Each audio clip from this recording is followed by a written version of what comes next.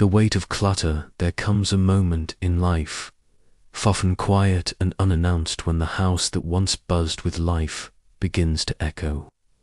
The children are grown, the shelves are heavy, the closets dense with years, and the weight of our belongings, once comforting, now begins to press on us like an unseen hand. We don't notice it all at once. It's subtle. A drawer that won't close, a hallway narrowed by piles, a cabinet full of items that haven't seen daylight in decades. But the truth is clear. After 60, clutter is no longer just clutter. It becomes a risk to your body, your mind, and your peace. This isn't about tidiness. It's about liberation. Today, we uncover 7 brutal but transformative rules every senior must follow to declutter their lives. Risk regret, discomfort, and even danger in the years to come. The 1-year rule: if it hasn't been used, it shouldn't stay. Let's begin with the simplest, yet most ignored truth. If you haven't touched it, used it, needed it, or remembered it in the past 12 months, it's probably just taking up space. Our homes are filled with what-ifs. What if I need that extra set of pans? What if I wear that outfit again? What if I finally pick up that old hobby? But after 60, we must accept the freedom that comes with letting go. Our homes should support our current lifestyle, not the person we once were or hoped to become. Start by walking through each room with a timer. Give yourself 30 minutes per room. Grab a box. Label it, not used in 1 year. Start placing items inside without overthinking. You'll be amazed by what you've let sit idle.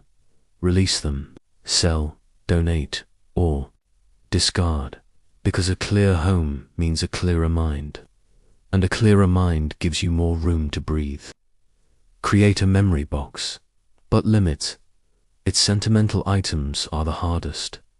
Photos, letters, baby shoes, anniversary cards, gifts from people who are no longer here. These things matter, but they cannot all come with us into this new chapter of life. Instead of trying to keep everything, choose the best. Buy one beautiful memory box, the kind that fits under your bed or in a closet. Make it sacred. Go through your sentimental items one by one. Hold each one. Remember the story. Then ask, does this represent the essence of the memory, or just the bulk? Take photos of items that you don't keep. Store them digitally. Preserve the memory, not the mess. You're not erasing your past. You're curating it. Never keep things for your kids unless they ask for them. We keep furniture, china, sets, art, books, and even old clothes because we believe our children will want them one day. But the truth, they probably won't. Modern lives are minimal. Homes are smaller. Tastes have changed.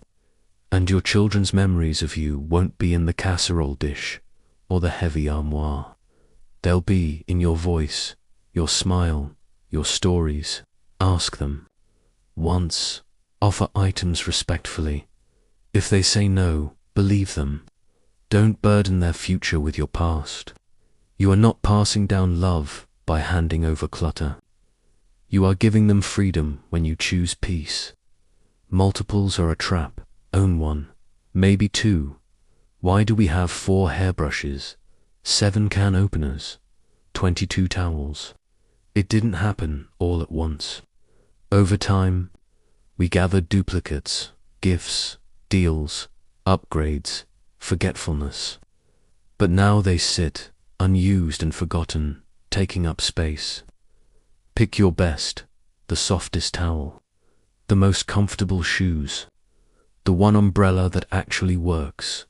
Keep 1, maybe 2. Let the rest go.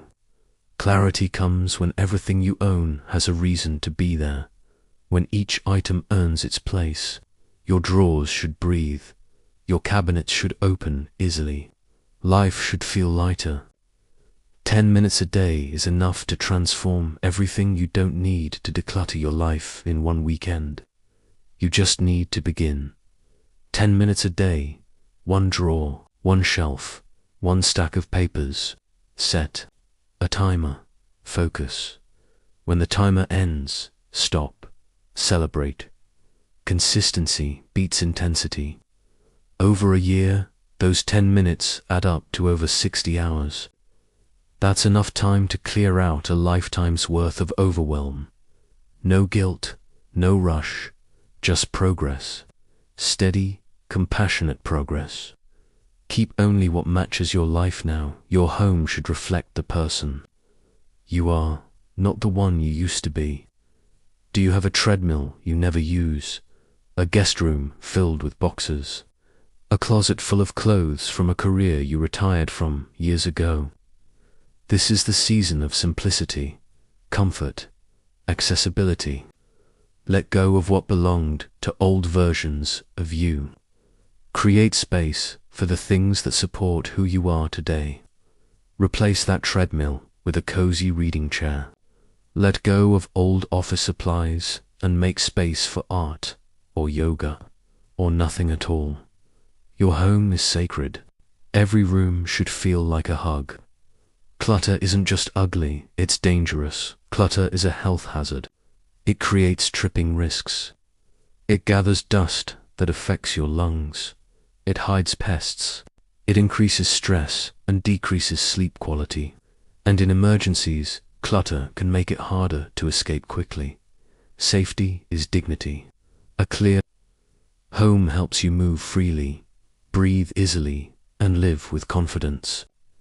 Decluttering is not cosmetic, it is essential.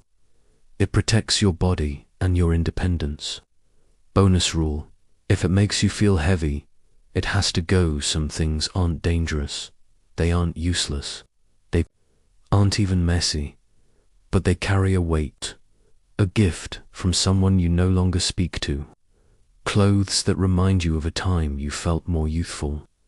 Items that whisper, "You're not who you used to be." If something makes you feel sad, guilty, regretful, or heavy, release it. Let joy be your filter. Keep what lifts you. Let go of what drags. The life you deserve, you've carried enough.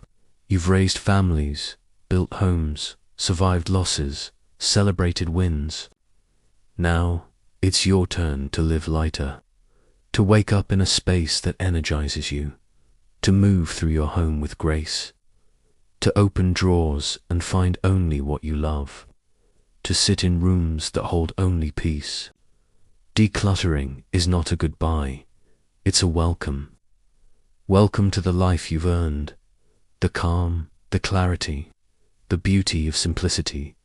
Start today, 10 minutes, one drawer, one bag, and with every item you let go of, you reclaim a little more of yourself.